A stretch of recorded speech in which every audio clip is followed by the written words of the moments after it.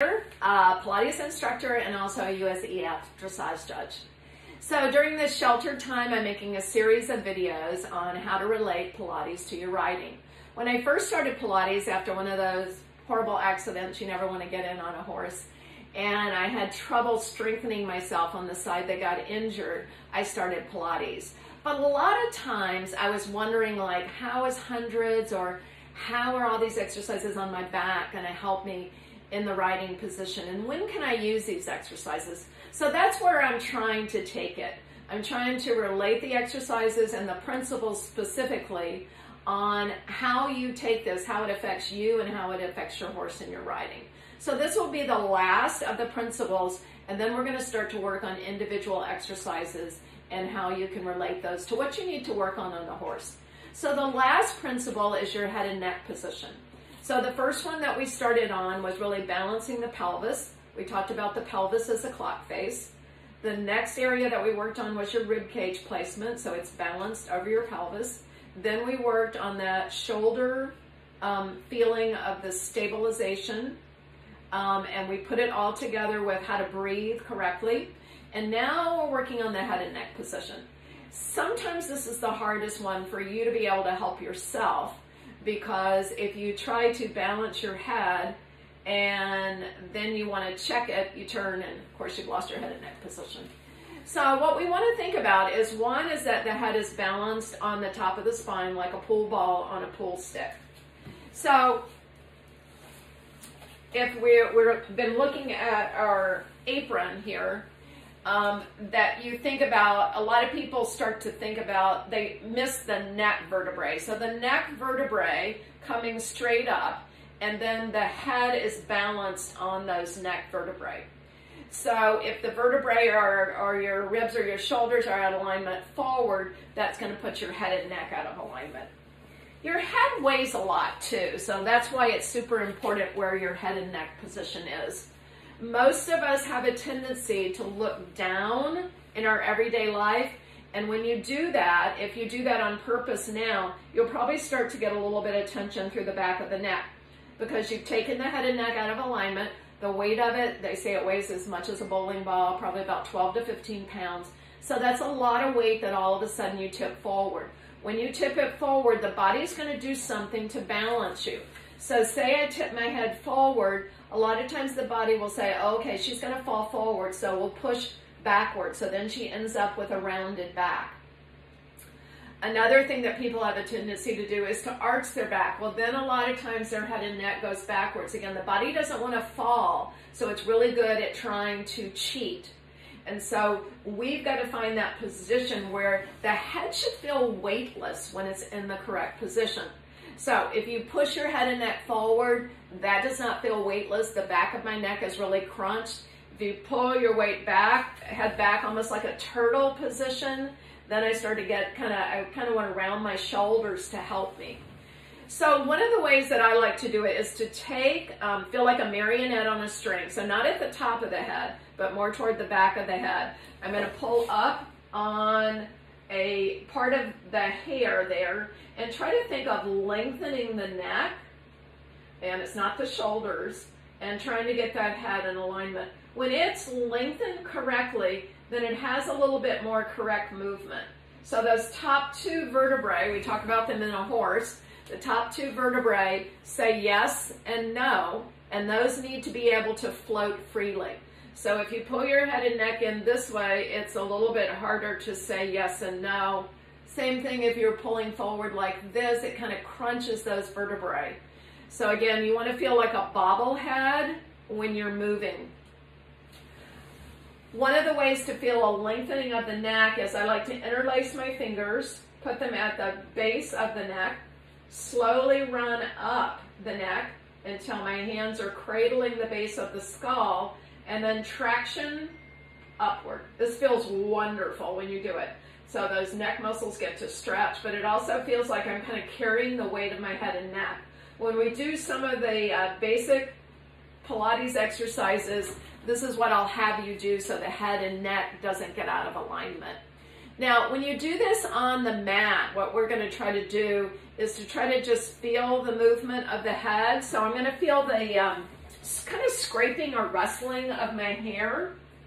So when I'm lying down, I always come back, no matter what I'm working on, to my basic principles like we did seated. Pull up on the pelvic floor. That helps me to get my pelvis level. I'm going to tighten my weightlifter's belt, pressing my fingertips into that area about halfway between the belly button and the pubic bone. Okay. I want to be wide across my shoulders, wide across the bra strap area. Take a couple of inhales. So I'm breathing into the back and sides of the ribs. And then I want that feeling of lengthening through the neck. And when I do, notice it gives a little bit of a nod toward the chin and the chest. So that's the first movement when you're actually using the head and neck position in some of the Pilates exercises. A lot of people will pull here. Oh my God, that feels horrible. Some people will, in the olden days, I almost got a crick in my neck from doing that wrong. Pull the chin to the chest. That is way too much flexion. You shouldn't be there, and it causes, again, tension. So when we do some Pilates exercises that require the movement from the head and the neck, I'm going to lengthen it first like I'm tractioning it, and then I'm going to continue to roll up one vertebrae at a time. Pause here, and then slowly set myself down through the shoulders and then through the different neck vertebrae.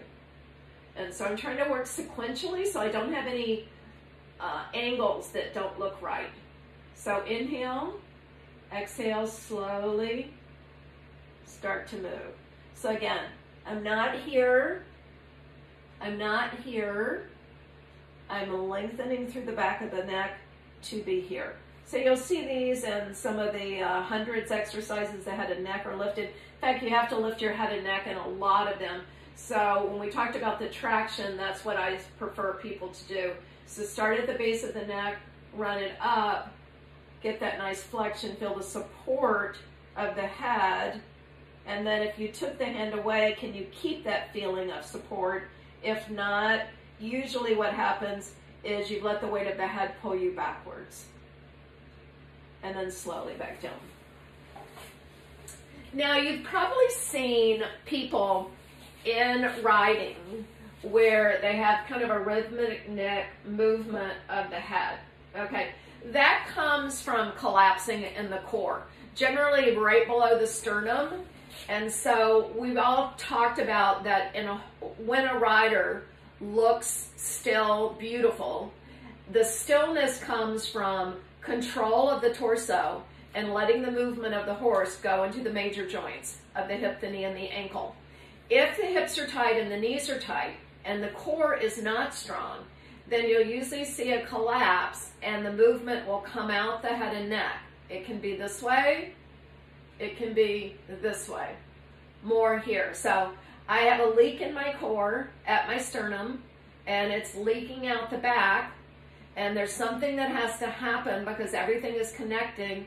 So as I round my spine, my head and neck tries to balance everything out, and it ends up with a rhythmical movement.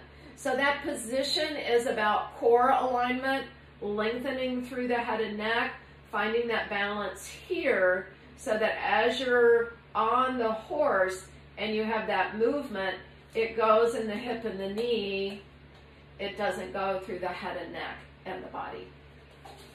All right, so that's our fifth principle, yay. The principles are the most important. I've given you little mini exercises to do. I hope that you try to do those before you start the regular exercises. They intermix, but we'll start with some basic Pilates exercises that are good for you to accomplish, and then also how you can feel this on your horse. Remember that when you're trying the basics and we try to put them on the horse, we want to have a really safe horse. It's helpful to have somebody walking along beside you, maybe putting you on a lead rope or a lunge line is great, so that you can kind of get the reactions out of your horse. So typically the first reactions that you get from a horse when you're practicing, say like your breath, inhaling and exhaling, pulling up on the pelvic floor, are those ears start to move, like, what is she doing? Oh. They may even stop, especially if you have a tendency to be lightweight and you start to get your weight down. You're like, oh, this must be a halt. don't immediately correct them because they kind of did what you asked them to do. They may hurry if if you can practice lifting up your shoulders. Again, you just want to keep an eye on what the horse is doing. Again, they may hurry. How many times have you seen a rider say, I'm not doing anything, and the horse is hurrying, but the horse feels everything. So what you're doing is getting tighter and tenser and lightening your weight. That makes the horse uncomfortable. The horse is a flight animal, so they hurry. So when you're practicing some of these things of your breath, finding the stabilization of your shoulders, lengthening through the head and neck, a lot of times the things that you will get through the horse is, again, the movement of the ears, the changing of their gait, and so that will give you really good feedback. All right, thanks for listening, and we'll see you soon to start the basic exercises.